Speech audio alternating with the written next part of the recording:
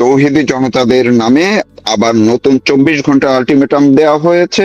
এখন তারা টার্গেট করেছে শুধুমাত্র রাম মূর্তি বন্ধ বা ধ্বংস নয়, পুরো মন্দিরটি তারা এখন বন্ধ করে দিতে চায় এবং তারা থানা ঘেরাওয়ের হুমকি দিয়েছে, 24 ঘন্টার সময় দিয়েছে। আরো আছে নতুন অনেক আপডেট যেগুলো জানাবেন। আমার সঙ্গে আছেন হরিদাস চন্দ্র তরুণী দাস, মন্দির কমিটির। আপনি যদি একটু সরাসরি বলেন যে দাদা কি সর্বশেষ আপডেটটা দিয়ে একটু আমরা পিছনে যাব, একদম সর্বশেষ কি আছে? আসলে আমাদের বর্তমান যে মন্দিরের পরিবেশটা, যথেষ্ট ভক্ত আসার, যে মন্দির যখন এই 5-7 দিন আগে যে পরিমাণ ভক্ত আসতেন, এখন কিন্তু সেই ভক্তটা কমে গেছে। এবং কারণ কি? তারা একটা আতঙ্কিত বোধ করতেছে, কারণ তারা মনে করতেছে ওখানে যেন কি যেন না কি হয়েছে। তো এখানে একটা কিছু ব্যক্তিরা স্বার্থ হাসিল করার জন্য তারা প্রতিনিয়ত ফেক নিউজ, মিথ্যা নিউজ করে আমাদের মধ্যে একটা বিভ্রান্ত সৃষ্টি করতেছে। আজকে দেখলাম যে কিছু ব্যক্তি আলটিমেটাম দিচ্ছে, তারা বলতেছে হরিদাসকে জনসম্মুখে ক্ষমা চাইতে হবে। আমি একটু অনুরোধ করব, দেখুন আমরা বাংলাদেশের সব দলই সমান অধিকার, সেখানে সব জাতিও সমান অধিকার, হিন্দু মুসলমান বৌদ্ধ খ্রিস্টান সবারই সমান অধিকার। একটি মন্দিরকে নিয়ে যেভাবে প্রকাণ্ড ছড়াচ্ছেন, আমি আসলে নিজেই আতঙ্কিত হয়ে মাঝে মাঝে বলি যে আমি তো মন্দিরেই আছি, আমি যদি অন্যায় করতাম তাহলে তার মন্দিরে থাকতাম না, বা আমি মন্দিরের এখানে কি এখন কি পুলিশ মোতায়েন আছে? হ্যাঁ, পুলিশ মোতায়েন আছে। তারপরেও যখন পুলিশ, আমি এখন বিব্রত বোধ আছি যে আমাকেও এখন পুলিশের নিয়ন্ত্রণে থাকতে হচ্ছে। আচ্ছা, মানে আপনি কি বাইরে যেতে পারছেন না, মন্দির এলাকার বাইরে যেতে পারছেন না? মানে ওই একটা আতঙ্কিত বিরাজ করে যে হ্যাঁ আমি বাইরে যাচ্ছি, কেউ যদি কিছু করে, এই যে একটা আতঙ্ক বিরাজ হচ্ছে আমার। আমি আচ্ছা, আপনি যে আলটিমেটামের কথা বললেন নতুন করে 24 ঘন্টার, যেটি আমাকে জানিয়েছিলেন, সেইটি কি কারা দিয়েছে, কতক্ষণের আলটিমেটাম দিয়েছে, আর থানা ঘেরাও পরিস্থিতি? আমাদের একজন খুবই সুনামধন্য ব্যক্তিত্ব, খায়রুল ইসলাম চান মামা, ওনাকে আমি মামা বলি ডাকি। উনি জামাতের একজন মেয়র প্রার্থী। উনি কি একটা শব্দ একটা উচ্চারণ হয়েছে, উনি একটা আলটিমেটাম দিয়েছে 24 ঘন্টার মধ্যে হরিদাস বাবুকে গ্রেপ্তার করতে হবে বা জনসম্মুখে ইয়ে করতে হবে। এবং শুক্রবারের দিন তারা একটা অন্য একটা সম্প্রদায়, মানে তারা একটা দল শুক্রবার আবার আলটিমেটাম দিচ্ছে, শুক্রবার তারা মানববন্ধন করবে। এখন তাদের যে এক এক পর এক এক মানববন্ধন, এখানকার কিন্তু যে এমপি মহোদয় আমাদের নজরুল ইসলাম লেবু সাহেব, উনি যথেষ্ট আমাকে সাপোর্ট দিচ্ছেন এবং প্রশাসনকে উনি একটাই কথা বলতেছেন যে মন্দির মসজিদ যেমন সমান, ঠিক আমার অধিকারও সবাই, হিন্দু মুসলিম সবাই সমান। এখানে কে বা কারা তৃতীয় পক্ষ তারা একটা উদ্ভূতি পরিবেশ করার জন্য এই এলাকা ভিত্তিক একটা মানে থমথমে বিরাজ করতেছে যে কখন যেন কি না হয়।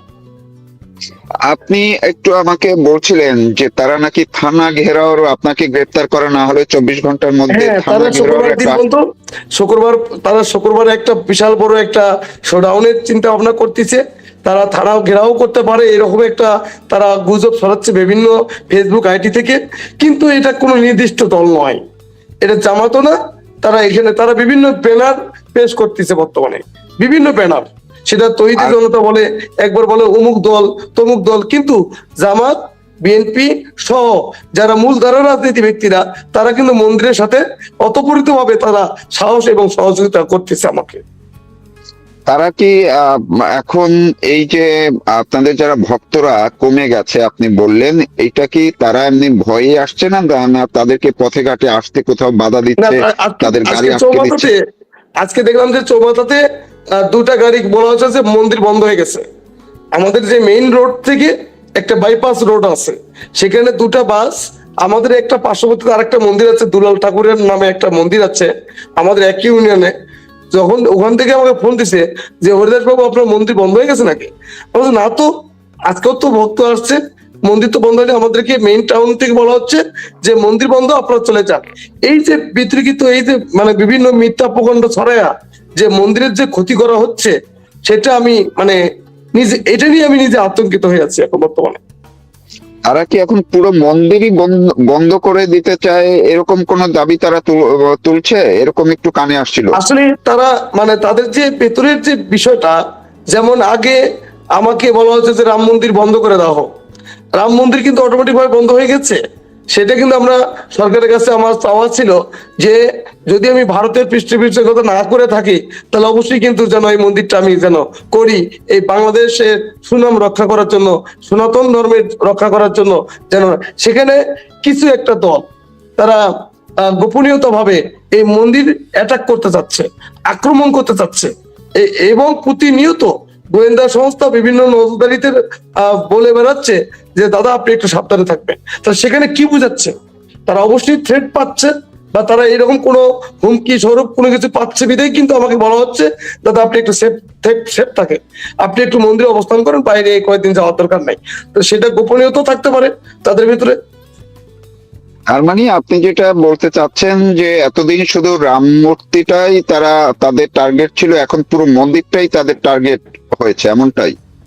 হ্যাঁ, তারা তো এটাই একটা বোঝাতে চাচ্ছে। তা আমি এমপি মহোদয়কে, যেহেতু ঢাকায় অবস্থান করতেছেন, উনি মনে হয় শুক্রবার দিন আসবেন, ওনার সাথে আমি ফেস টু ফেস কথা বলবো, দেখা করব। দেখা করে ওনার প্রতিক্রিয়াটা আমি জানবো যে অ্যাকচুয়ালি মানে আমরা পরবর্তীতে কি পদক্ষেপ নিয়ে এই মন্দিরকে নিরাপদ রাখা যায়, এটা আমি আমাদের এমপি মহোদয়ের সাথে কথা বলবো।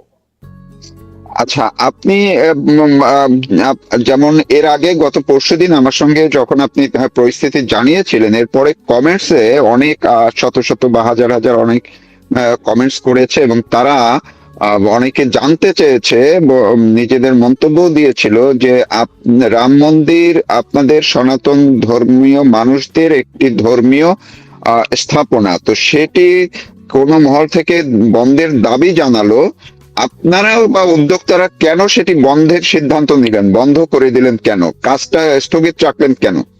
দেখুন, একটা জিনিস, আমরা সাম্প্রতিক সম্প্রীতি বজায় রাখার জন্য যেভাবে আমরা যখন রাম বিগ্রহটি যখন আমরা করি, এটা যদি যারা দাবি করতেছে রংপুরের প্রবেশদ্বার, যেখানে রংপুরের প্রবেশদ্বার যদি হয়ে থাকে তাহলে 80% কাজ কিভাবে হলো আমার প্রশ্ন। আমাকে বলা হচ্ছে ভারতের এজেন্ট বলা হচ্ছে, আমি কথাগুলো শেষ করি তা নাহলে ভক্তরা বুঝবে না, আমার দর্শকরা বুঝবে না। আমাকে বলা হচ্ছে রংপুরের প্রবেশদ্বার এবং ভারতের একটা অর্থায়ন হচ্ছে। যখন এখানে মিটিং হয়, যখন সেখানে হিন্দু মুসলিম সবাই মিশে আমরা কিন্তু একটা মিটিং করি, সেই মিটিং এ একটা ডেমো প্রকাশ করা হয় যে আমরা যদি সনাতনীরা যদি অর্থ দেয়, তা এখানে কিন্তু 53 ফিট শ্রীকৃষ্ণ বিগ্রহ কমপ্লিট হয়ে গেছে আজকে থেকে 6 মাস আগে। এখানে আদি যুগের কিন্তু শিব তৈরি হয়ে গেছে 6 মাস আগে। এটা তো লুকোচুরি কিছু নেই, এখানে কিন্তু লুকোচুরি স্পষ্ট নাই। এবং এটা হচ্ছে রংপুরের প্রবেশদ্বার থেকে, মানে অর্থাৎ রংপুর থেকে 40 কিলোমিটার দূরে, মেইন রোড থেকে আপনার হচ্ছে 2 কিলোমিটার, এবং মন্দিরে প্রবেশ না করলে রাম মন্দির দেখা যায় না। সেখানে রাম মন্দিরের যখন বিভিন্ন ভাবে বাধা আসতেছে, এখানে তো বাধা না আসলে তো আমরা তো এত স্বপ্ন, যেখানে রামের বংশধররা হচ্ছে সনাতনীরা হচ্ছে রামের বংশধর, যেখানে রাম এমন একটা যুগে অবতীর্ণ হচ্ছেন, সেখানে কাজ আমরা তো আর সাথে বন্ধ করে নেই, যে কাজ বন্ধ করে দিলাম। এখানেতে সাম্প্রতিক যে দাঙ্গা, হিন্দু মুসলিমের যে দাঙ্গা, যে ষড়যন্ত্র তৈরি হচ্ছে, সেই ভয়ে সেই আতঙ্কে আমরা বন্ধ করে দিয়েছি, যাতে এটা তদন্ত চলুক, যে কি তদন্ত হচ্ছে, এই তদন্ত চলুক, তদন্ত চলাকালীন আমরা এখানে সামরিক স্থগিত করি। এটা কি এই যে শুধুমাত্র রাম মূর্তি, আপনি বললেন যে রাম মূর্তির আমরা দেখতেও পাচ্ছি, ছবিও দেখেছি যে বিশাল একটা অংশ সম্পূর্ণ হয়ে গেছে, কত পার্সেন্ট কাজ সম্পূর্ণ হয়েছে, 80%। বাকি আছে কত? 80%, 20%, অনলি 20% বাকি আছে। আচ্ছা, তার মানে এই পর্যন্ত এর আগে কেউ কোনো বাধা দেয়নি, এবারই এই প্রথম বাধা দিচ্ছে? মানে যদি বাধাই দিত তাহলে তো আর মন্দির হইতো না, তাহলে তো 80% কাজ হইতো না। আচ্ছা, ভেতরে আরো বিগ্রহ আছে, মূর্তি আছে, আমরা ছবিতে দেখলাম যে অনেক বড় বড়। আরো 53 ফিটের শ্রীকৃষ্ণের বিগ্রহ আছে এবং 32 ফিটের আদি যুগের শিব আছে। আর আমি একটা কথা বলি, মানে নবনীতা চৌধুরী ম্যাডামও দেখলাম যে বিভিন্ন লাইভে তারা প্রচার করতেছে, আসলে সঠিক তথ্য যেটা হচ্ছে মানে মন্দির কমপ্লেক্সটা টোটালটাই হচ্ছে সনাতনীদের অর্থ দিয়ে। আমি কিন্তু টোটাল ডকুমেন্টারি সরকারকে দিচ্ছি, এবং মুসলিমের যে বিষয়টা তারা বারবার সামনে নিয়ে আসতেছে, আমি একজন হিন্দু মানুষ, অবশ্যই আমি মন্দির বানাবো। এবং 2022 সালের যে অ্যারেস্ট নিয়ে, যে এখন 2022 সালের পরে এইটার কোনো ভিডিও আছে কিনা, এখানে কোনো আত্মসাতের কোনো কিছু আছে কিনা, এক ভুয়া মামলা নিয়ে সে প্রতিবারই আমাকে ব্ল্যাকমেল, আমাকে একজন খারাপ মানুষ বানানোর যে পায়তারা করতেছে, এটা প্রমাণ করুক সরকার যে 2022 সালের পরে আমি হরিদাস কোনো অর্থনৈতিক দুর্নীতি করছি কিনা, বা কোনো অর্থ লেনদেন করছি কিনা, বা এই মন্দিরটা নিয়ে এত বিতর্কিত হচ্ছে, কারণটা কি আমি সরকারকে জানতে চাই।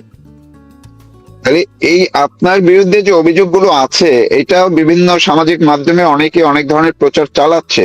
তাহলে সেই ক্ষেত্রে এতদিন পর্যন্ত যে আপনি কাজ করছেন, আপনার এটা কি ব্যক্তিগত টাকা, নাকি আপনি তো আগে বলছিলেন যে সারা দেশের সনাতনীরা দিয়েছে, তাহলে সেটার কোনো হিসাব নিকাশ আপনি রাখছেন না বা অডিট না হচ্ছে না না? না, আমি আবারও বলি, আমি যখন এই কাজটা শুরু করি, এটা কিন্তু মুসলিম এলাকা ভিত্তিক, নামটা হচ্ছে মধ্যরাম চন্দ্রপুর।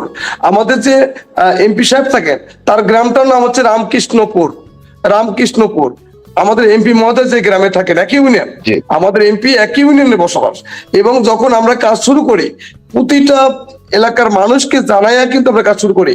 আমি উদ্যোগ নিয়েছি, 35,000 টাকা নিয়ে শুরু করেছি, এবং ভক্তরা যে অনুদান দিচ্ছে সকল ডকুমেন্টারি আছে, কোন দেবতা কোন বিল্ডিং এর কয় টাকা, কত টাকা খরচ হচ্ছে, কত ভক্ত কোন ভক্ত কত টাকা দিয়েছে, টোটাল ডকুমেন্টারি গুলো আমরা গোয়েন্দা সংস্থাকে দিয়েছি। তাইলে কেন আপনার বিরুদ্ধে এই প্রচারটা, বা কারা তাদের হচ্ছে করছে, কেন মাস্টার মাইন্ড, করছে? কিন্তু মানে তাদের প্ল্যান হচ্ছে হরিদাসকে যদি আটকানো যায় তাহলে এই মন্দিরটা বন্ধ হয়ে যাবে, আর এই মন্দিরটার উদ্যোগ নিয়ে আর কেউ কাজ করতে পারবে না। এটা তাদের মাস্টার মাইন্ড প্ল্যান। তাহলে এখন সর্বশেষ আপনারা যদি শুক্রবার যদি এখানে বড় কোনো প্রোগ্রাম করে, সেই ক্ষেত্রে আপনারা কি করবেন? নিরাপত্তার যারা আছেন তারা আপনাকে কি বলছে? মানে আমাদের সরকারের তরফ থেকে, প্রশাসনের তরফ থেকে অসহযোগিতা আমি এখনো পাইনি, সবাই সহযোগিতা করতেছে। এবং আমি মনে করি, আমি সরকারের কাছে আমি চাই আমি আমার নিরাপত্তা এবং মন্দিরের নিরাপত্তা প্লাস এই যে তারা যাদের যে দাবিগুলো, তাদের দাবিগুলো যৌক্তিক আছে কিনা, এটা তাদের সরকারের মাধ্যমে, আইনের মাধ্যমে অনেক লোকে আমাকে ঠেট দিচ্ছে যে আপনি রাম মন্দির ভেঙে ফেলান, রাম মন্দির অপসারণ করেন। আমার ভগবান, উনি আমার রাম, আমার ভগবান, ওনার বিগ্রহ আমি ভাঙতে পারবো না, অপসারণ করতে পারবো না। বাংলাদেশের যদি কোনো আইন থাকে, আপনার আইনের মাধ্যমে আপনারা অপসারণ করেন। আমি হরিদাস করবো না, আমার সনাতনীরা করবে না, বা বিশ্বের কোন সনাতনীও করবে না রাম বিগ্রহ অপসারণ। আপনাদের কোনো কর্মসূচির চিন্তা ভাবনা আছে কিনা বা করছেন কিনা, যদি তারা আমার তরফ তারা থেকে এটা? কোনো কর্মসূচি নাই। আমার তরফ থেকে যদি আমাদের যে রাম বিগ্রহকে অবমাননা করছে, সেই হিন্দু সনাতন ধর্মের যারা ভক্ত আছেন, যারা সনাতনী আছেন, তারা বিভিন্ন জায়গায় আন্দোলন করতেছে, কিন্তু আমার নিজ উদ্যোগে বা মন্দির কমিটি কখনোই এই আন্দোলন করবে না, বা কোনো ধরনের আমরা মানববন্ধনে যাব না। কারণ তাদের যে মানববন্ধন গুলো তারা যে করতেছে, আমরা বুঝতে পারতেছি যে সম্প্রীতি নষ্ট করার জন্য একটি চক্রমহল কাজ করতেছে। সেখানে আমি উল্টো মানববন্ধন দিয়ে পরিবেশটাকে আর নষ্ট করতে চাই না। আপনি চাচ্ছেন সহাবস্থান এবং সাম্প্রদায়িক সম্প্রীতি যাতে রক্ষা হয়, যাতে কোনো রকমের গন্ডগোল সেখানে না হয়, অন্ততপক্ষে আপনাদের তরফ থেকে আপনি তেমনটাই চাচ্ছেন। আর দর্শক, আপনারা যারা সঙ্গে ছিলেন এতক্ষণ, আপনারা শুনছেন যে সর্বশেষ গাইবান্ধায় যে পরিস্থিতি, 2 দিন আগে তিনি যা জানিয়েছিলেন, তারপরে আর নতুন যে আপডেট বা ফলো আপ, সেই বিষয়গুলো তিনি বললেন। হরিদাস চন্দ্র তরুণী দাস তিনি জানালেন যে শুক্রবার দিন এইখানে এই যে তৌহিদি জনতার নামে তারা একটা কর্মসূচির ডাক দিয়েছে, পাশাপাশি তাকে গ্রেপ্তারে আবার 24 ঘন্টার আলটিমেটাম দিয়েছে, এবং তারা রীতিমতো এখন শুধুমাত্র একটি রাম মূর্তি অপসারণ নয়, তারা এখন মূলত পুরো মন্দিরটাকেই তারা টার্গেট করেছে। তো প্রতিবেশী দেশ ভারতের পশ্চিমবঙ্গ থেকে প্রকাশ পেয়েছে বিভিন্ন ভাবে। সেখান থেকে বলা হয়েছে পশ্চিমবঙ্গের নতুন অর্থাৎ তৃণমূল ভেঙে যেই এমপিরা নতুন একটি দলে যোগ দিয়েছেন, এনসিপিআই, আজকেই সেখানকার কোনো একজন নেত্রী বলেছেন যে ভারতের বা পশ্চিমবঙ্গের সেই এনসিপি হচ্ছে বাংলাদেশে তৈরি। তার মানে বাংলাদেশে ডক্টর ইউনূসের যে এনসিপি আর পশ্চিমবঙ্গের তৃণমূল ভাঙা নতুন এনসিপি, তাদের কি যোগসূত্র আছে? যদি থেকে থাকে সেটি কেমন এবং এর প্রভাব কি হতে পারে এবং কেনই বা এটি হলো, এসব নিয়ে কথা বলবো। আমার সঙ্গে যুক্ত আছেন ভারতের বা বিশেষ করে পশ্চিম বাংলার প্রখ্যাত একজন গবেষক, লেখক এবং অধ্যাপক ডক্টর গৌতম রায়। আমি আপনাকে শুভেচ্ছা জানাচ্ছি, ধন্যবাদ জানাচ্ছি আমাকে সময় দেওয়ার জন্য। ধন্যবাদ দাদা। জি, আপনি আসলে- শুনছিলেন আসলে কি হচ্ছে এনসিপি।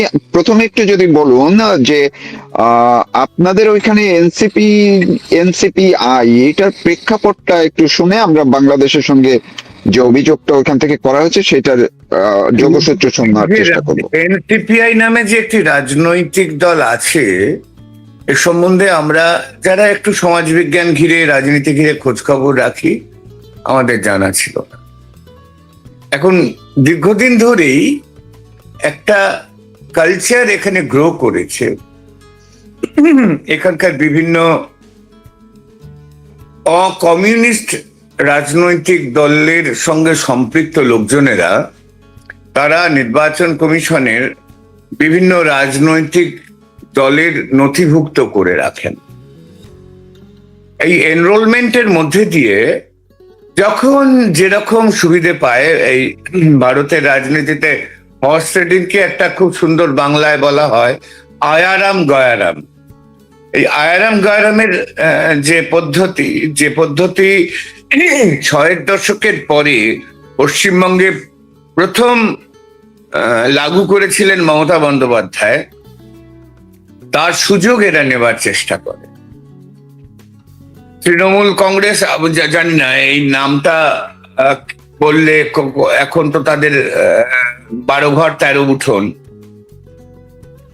তাদের দলের যে ঘাসফুল প্রতীক সেটাও তো শুনছি চুরি করা কার একজনের আঁকা, সেটা নাকি মমতা বলে দিয়েছেন তাঁর আঁকা। যাই হোক, আপাদমস্তক চোরেদের এরকমই হয় আর কি। তো সেই প্রতীকে যেটা অভিষেক বন্দ্যোপাধ্যায়, তাঁর যিনি চার্টার অ্যাকাউন্টেন্ট, তিনি একটি দল অনেক আগে নথিভুক্ত করে রেখেছিলেন এই নির্বাচন কমিশনের কাছে।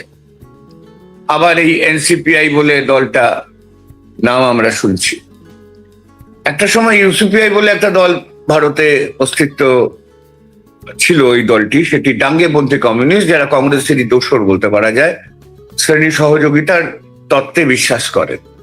ডাঙ্গে, তার কন্যা রোজা দেশপান্ডে, আমার মাস্টারমশাই সুচারুচরণ বাগচি, তারা এইসব দল করতেন। আর যাই হোক, তাদের আদর্শগত যতটাই ডিমোশন থাকুক না কেন, তারা ব্যক্তিগতভাবে কেউ বসন ছিলেন না। যাই হোক, তো এই যে দলটি তৈরি হয়েছে, এই দলটি কি, কোথায়, তার কি অস্তিত্ব, এ সম্পর্কে ভারতের রাজনীতি নিয়ে যারা চর্চা করেন তাদের কারো কিছু জানা নেই। আসলে মমতা বন্দ্যোপাধ্যায়ের দল তৃণমূল কংগ্রেস, এটি তৈরি হয়েছিল কংগ্রেস দল। দাদা, আমি একটু ক্লিয়ার হওয়ার জন্য, তার মানে আপনার কথা থেকে যেটুকু আমি শুনতে পেলাম যে এই এনসিপিআই আদি একটি দল বা একটি সংগঠন ছিল, সেটি আর এটি না, কখনোই নয়, ইউসিপিআই ছিল। আচ্ছা, ইউসিপিআই, ঠিক আছে, আমি ওইটাই একটু ক্লিয়ার হওয়ার জন্য। তার মানে ভাঙতে ভাঙতে ওই ইউসিপিআই হয়েছিল, যারা কংগ্রেস নীতিগতভাবে কংগ্রেসের সঙ্গে এক জায়গায় তারা অবস্থান করত। এই তার মানে এনসিপি বলতে এর আগে কখনো কোনো কিছু আপনারা জানতেন না? কোনোদিন কোনো কিছু আমরা জানতাম না, এবং এখনো দেখতে পাচ্ছি এটা নাকি ত্রিপুরা কেন্দ্রিক একটি দল, এবং এই দলের নথিভুক্তি যারা করেছিলেন তারাও সমাজ মাধ্যমে দেখছি তারাও অনেক আপত্তি করছেন। এখন মমতা বন্দ্যোপাধ্যায় যেভাবে তৃণমূল, এই জাতীয় কংগ্রেস ভেঙে একেবারে আরএসএস এর মদতে তার এই দলটা তৈরি করেছিলেন তৃণমূল কংগ্রেস, এবং আডবাণীর প্রত্যক্ষ ভূমিকায় তিনি এই দলটি নথিভুক্তকরণ করেছিলেন, নির্বাচন কমিশনে প্রতীক পেয়েছিলেন। তা পরবর্তীকালে তিনি ক্ষমতায় আসবার পর যেভাবে কংগ্রেস দল ভেঙে কোনো কোনো ক্ষেত্রে বামপন্থীদের শরিক দলগুলিকে ভেঙে সিপিআইএম কে ভাঙতে পারেনি। সিপিআইএম এর একটা কথা খুব পরিষ্কার ভাবে বলতে হয়, এই পশ্চিমবঙ্গ বিধানসভার বর্তমান অধ্যক্ষ যে ঋতব্রত বন্দ্যোপাধ্যায়কে এখন বিরোধী দল নেতার স্বীকৃতি দিয়েছেন, তিনি কিন্তু সিপিআইএম থেকে বিতাড়িত একজন নেতা। দুর্নীতি এবং নারী ঘটিত নানা ধরনের অভিযোগ প্রমাণিত হওয়ার পর সে কিন্তু সিপিআইএম থেকে বহিষ্কৃত হয়েছে। তো সিপিআইএম কে ভাঙতে পারেনি, কিন্তু কংগ্রেস দল বা এই বাইরন বিশ্বাসের মতন লোক, সে বামফ্রন্ট এবং আইএসএফ কংগ্রেস দলের যৌথ লড়াইয়ের ফলে সে উপনির্বাচনে যেতে, তারপরে মমতা তাকে কিনে নেয়।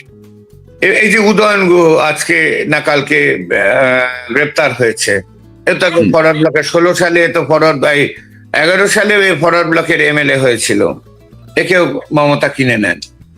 কোথাও টাকা দিয়ে, কোথাও ক্ষমতার লোভ দেখিয়ে মন্ত্রী করব, কোথাও পুলিশ লেলিয়ে দিয়ে বিরোধী দলকে কেনবার যে মমতার যে প্রবণতা, সেটাই এখন তার নিজস্ব মুদ্রায় মমতা ফেরত পাচ্ছেন।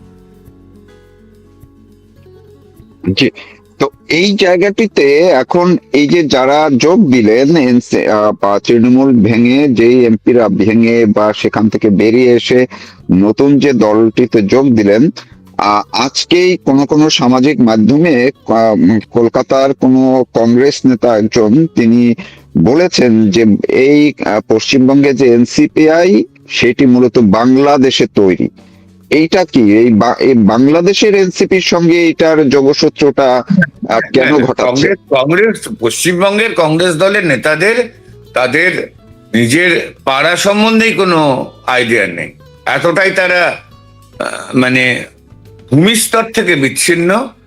তাই মানে পশ্চিমবঙ্গের রাজনীতি দূরের কথা, ভারতের রাজনীতি দূরের কথা, বাংলাদেশের রাজনীতি বা ওই সব এই ইউনুসের নাতিপুতিরা যে দল করেছে এনসিপি, তাদের সঙ্গে কি যোগাযোগ, এইসব সম্বন্ধে বলবার মতন তাদের কোনো রাজনৈতিক ধীশক্তিই নেই।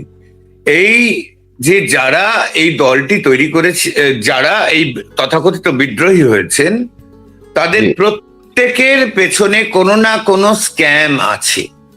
কাকলি ঘোষ দস্তিদারের পেছনে নারদা স্ক্যাম আছে, হাত পেতে তিনি 5 লক্ষ টাকা নিয়েছেন, যদিও তিনি বলেন তিনি নাকি তার নির্বাচনী যে হলফনামা তাতেই 5 কোটি টাকার কথা বলেছেন। কিন্তু ব্যাপারটা হচ্ছে, ভারতীয় আইন অনুযায়ী কেউ 20,000 টাকার বেশি ক্যাশ নিতে পারেন না। 20,000 টাকার বেশি ক্যাশ নিতে গেলে, টাকার বেশি কাউকে নিতে গেলে সেটা ব্যাংকিং প্রসেসের মধ্যে দিয়ে চেক হোক, আরো যেসব আজকালকার অত্যাধুনিক প্রযুক্তিগত ব্যাপার হয়েছে তার মধ্যে দিয়ে তাকে নিতে হবে।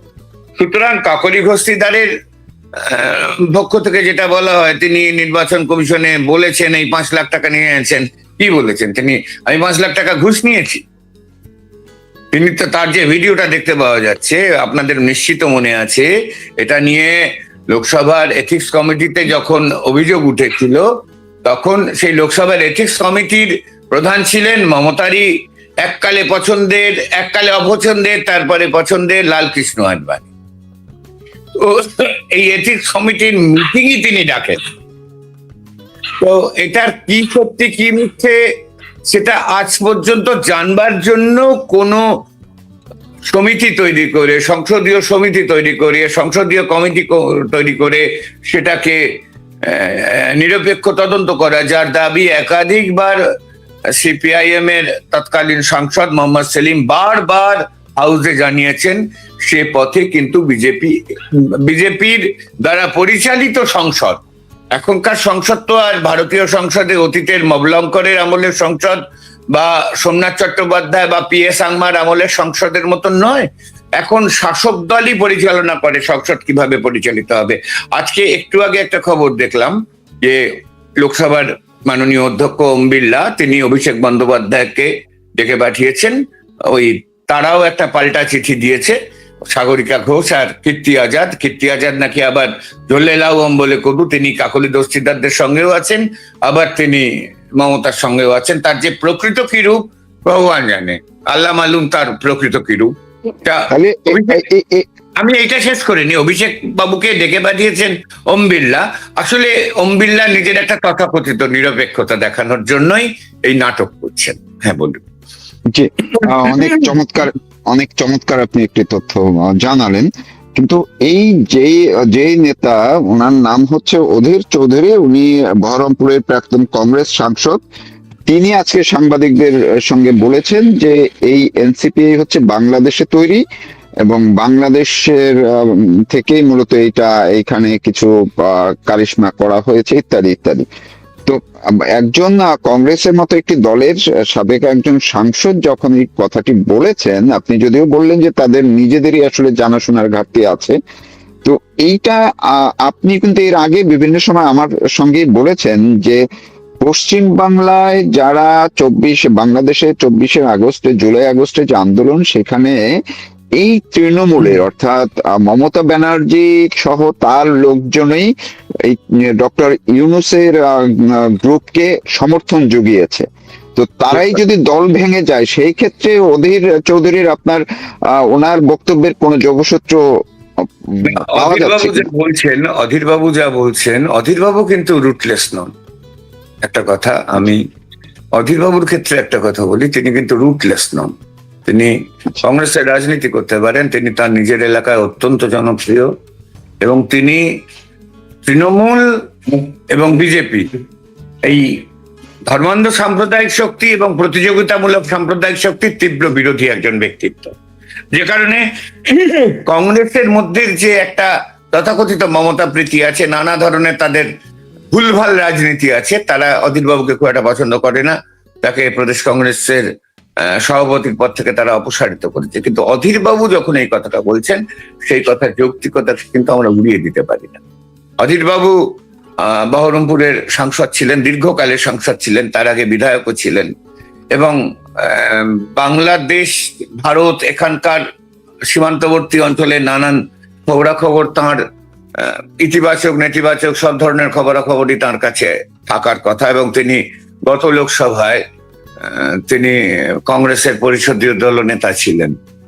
সুতরাং যখন তিনি বলছেন ইউনূসের স্যাঙাত এনসিপির সঙ্গে এই বাবুদিরা যে দল করছেন, মানে কাকলি ঘোষ দস্তিদাররা যে দল করছেন, তার সংযোগের কথা, এই বিষয়টিকে কিন্তু সংযোগ না তিনি বলেছেন, শুধু সংযোগ না, তিনি বলেছেন এই এনসিপিআই এটি বাংলাদেশে তৈরি, এই ল্যাঙ্গুয়েজটা বলেছেন সাংবাদিকদের প্রশ্ন। এই বক্তব্য যদি সত্যি হয়, তাহলে এইটাই প্রমাণিত হচ্ছে শেখ হাসিনাকে উচ্ছেদে যে আন্তর্জাতিক ষড়যন্ত্র হয়েছিল, সেই ষড়যন্ত্রের অংশীদার তো একা মমতা ছিলেন না। তার এই যে সুদীপ বন্দ্যোপাধ্যায়, কাকলি ঘোষ দস্তিদার, শতাব্দী রায়, এই ইত্যাদি ইত্যাদি, তার যে এই যে সাঙ্গপাঙ্গ, যারা আজ থেকে 3 মাস আগেও তারা মমতা দেবী নাম করে বটিকা সেবন করে সকালবেলায় সকালের পানিটা খেতেন, তারা তো সেই মেটিকুলাস ডিজাইনেরই পার্ট অ্যান্ড পার্সেল। সুতরাং অধীর বাবুর এই দাবি ঘিরে আমি দাবি জানাচ্ছি আপনার মাধ্যমে, ভারত সরকার নিরপেক্ষ তদন্ত করুন। কারণ এই এনসিপি সর্বাত্মকভাবে পাকিস্তানের দোসর একটি তথাকথিত রাজনৈতিক সংগঠন, এবং যাদের মূল ভিত্তি হচ্ছে ভারত বিদ্বেষ। তেমন একটি রাজনৈতিক দলের জঠরে জন্ম নেওয়া এই যে দলে এরা যোগ দিতে চাইছেন, বাবুদিরা যোগ দিতে চাইছে, অর্থাৎ সরি মার্জনা করবেন, আমি তার মানে ব্যক্তি সম্পর্কে তিনি আমার দিদি হন, সেটা মার্জনা করবেন, আমি ব্যক্তি সম্পর্ক কখনো রাজনৈতিক সম্পর্কের মধ্যে আনি না। কাকলি দস্তিদার ইত্যাদিরা যে দলে যোগ দিতে চাইছেন, তার সঙ্গে যদি এই নাহিদ ইসলামদের এনসিপির বিন্দুমাত্র সংযোগ থাকে, তাহলে এটাই প্রমাণিত হবে যে ভারত বিদ্বেষী যে আন্তর্জাতিক ষড়যন্ত্র ডিপ স্টেট করছে, এবং সেই মেটিকুলাস ডিজাইনকে ট্যাবলেট করবার যে মূল কারিগর তথাকথিত ডক্টর, ওর ডক্টরেট নিয়েও আমি আপনার মাধ্যমে সন্দেহ প্রকাশ করছি। উনি অনারিস কজা ডক্টরেটকে ডক্টর বলে চালান, যেরকম মমতার ইস্ট জর্জিয়ার ডক্টরেট। এই যে এই চিটাগাংয়ের ওই লোকটা সুৎখর ইউনুস, আমি দ্যাট ভেরি ল্যাঙ্গুয়েজ আপনার মাধ্যমে ব্যবহার করছি, এই অবৈধ ক্ষমতা দখলকারী ইউনুস যেভাবে গোটা ভারতীয় উপমহাদেশটিকে আমেরিকার অগাধ মৃগয়াভূমি করবার জন্য পাকিস্তানকে জায়গা করে দিয়েছিল, তার সঙ্গে তাহলে তো এই শতাব্দী রায় ইত্যাদিদের সংযোগ রয়েছে। বিজেপি তারা তো খুব দেশপ্রেমের কথা বলেন, তারা তো খুব দেশাত্মবোধের কথা বলেন, তাহলে তাদেরকে ট্রেজারি বেঞ্চে, এই কাকলি দস্তিদার ইত্যাদিদের ট্রেজারি বেঞ্চে টানবার আগে এদের তো বোঝা দরকার যে অধীর বাবু যে কথা বলেছেন সে কথার যৌক্তিকতা। অধীর বাবু যদি ভুল বলে থাকেন তাহলে অধীর বাবুর বিরুদ্ধে প্রশাসনিক ব্যবস্থা নেওয়া হোক, পুলিশি ব্যবস্থা নেওয়া হোক। আর অধীর বাবু যদি সত্যি কথা বলে থাকেন তাহলে এই মুহূর্তে এই কাকলি দস্তিদার, শতাব্দী রায় ইত্যাদি ইত্যাদি, সুদীপ বন্দ্যোপাধ্যায় ইত্যাদি ইত্যাদি, যারা এককালে মমতার দোসর, যারা কোনো না কোনো ভাবে এই ডিপ স্টেটের ষড়যন্ত্রের সঙ্গে যুক্ত, পাকিস্তানের দোসর, এনসিপির জঠরে জন্ম যে রাজনৈতিক দল, সেই রাজনৈতিক দলের কোঠরে গিয়ে অংশ নিয়েছেন, তাদের বিরুদ্ধে, তাদের সাংসদ পদ তো খারিজি, তাদের বিরুদ্ধে আইনানুগ ব্যবস্থা নেওয়া হোক, এবং আইনানুগ ব্যবস্থা নেওয়া হোক এদের এককালের মেন্টর মমতা বন্দ্যোপাধ্যায়ের বিরুদ্ধে।